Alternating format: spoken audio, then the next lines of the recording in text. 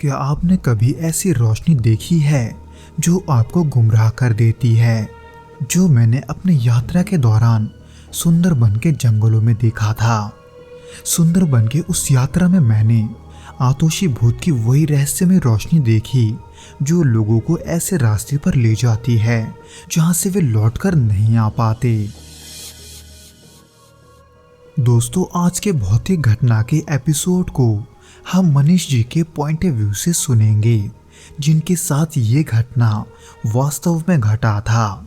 लेकिन दोस्तों, इससे पहले कि हम इस वीडियो में आगे बढ़ें, आप प्लीज़ इस चैनल को सब्सक्राइब करके इसे अपने दोस्तों के साथ शेयर ज़रूर करना, क्योंकि हम ऐसे वीडियोस हर शाम 6 बजे आपके लिए लाते रहते हैं।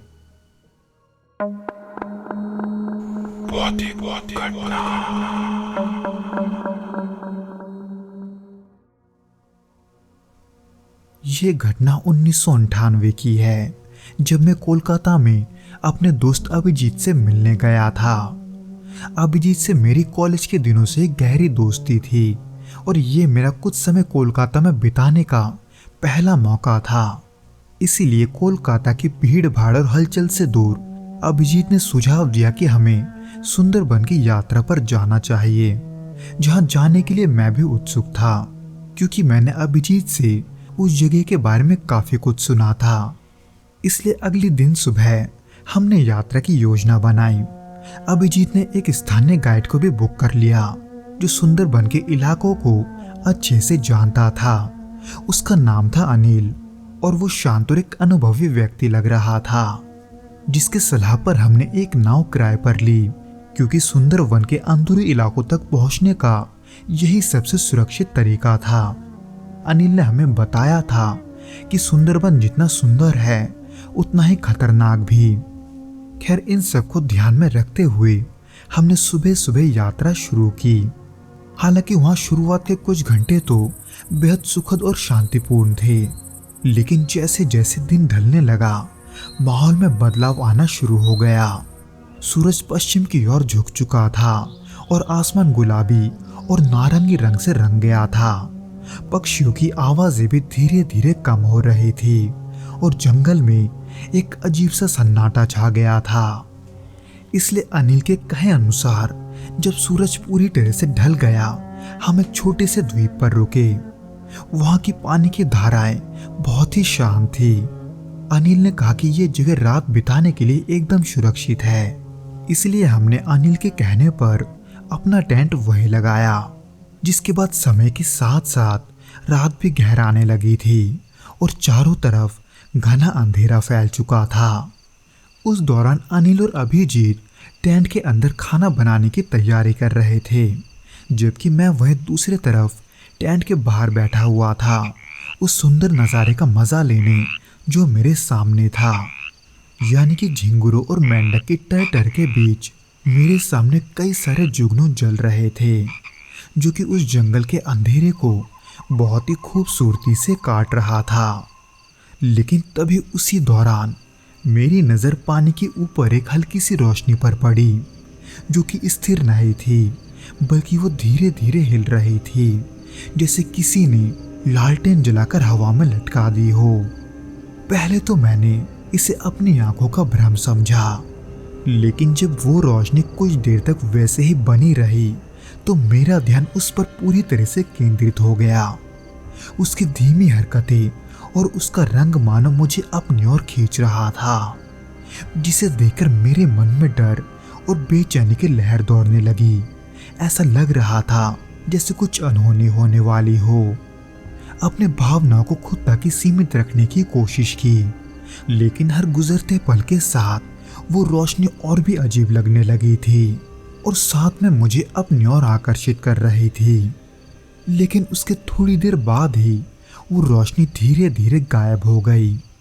मैंने सोचा कि शायद ये किसी मछुआरे की लालटेन हो सकती है, लेकिन इस इलाके में इतनी रात को कोई क्यों होगा, ये सवाल मेरे मन में गूंज रहा था।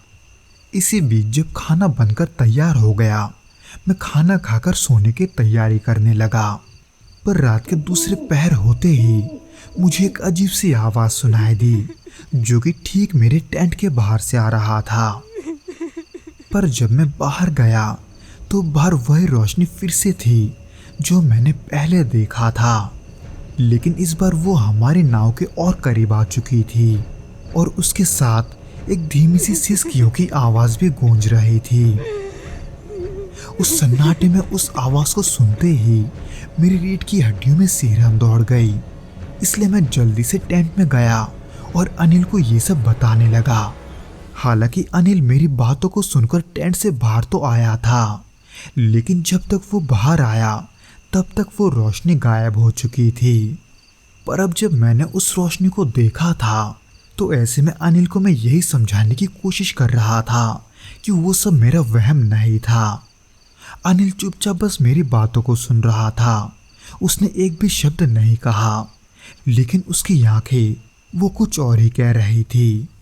पर अगले दिन जब हम वहां से वापस लौटे तब अनिल ने अकेले में मुझे बताया कि जिस रोशनी को मैंने देखा था उस रोशनी को गांव वाले आतोशी भूत कहते हैं। ऐसा माना जाता है कि आतोशी भूत लोगों को रोशनी दिखाकर गुमराह करती है, यानी कि वो रोशनी अक्सर पानी के ऊपर या जंगल के अंदर दिखाई दे जाती है और जो लोग उसके पीछे चलते हैं वे रास्ता भटक जाते हैं।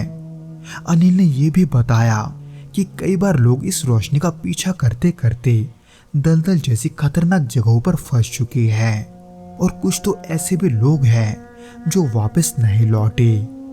दोस्तों, आज भी जब मैं उस घटना के बारे में सोचता हूँ तो मेरी रूह कांप जाती है।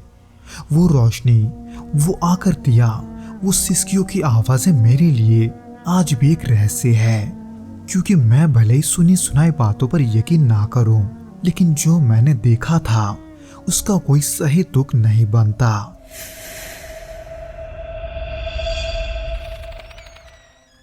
तो दोस्तों, ये तो था वो घटना जो कि मनीष जी के साथ घटा था। उम्मीद करता हूँ कि आपको ये पसंद आया होगा, और अगर आया हो तो प्लीज़ इस वीडियो को लाइक करके इसे अपने दोस्तों के साथ शेयर ज़रूर करना और हमें कमेंट करके ज़रूर बताना कि आपको ये वीडियो कैसा लगा।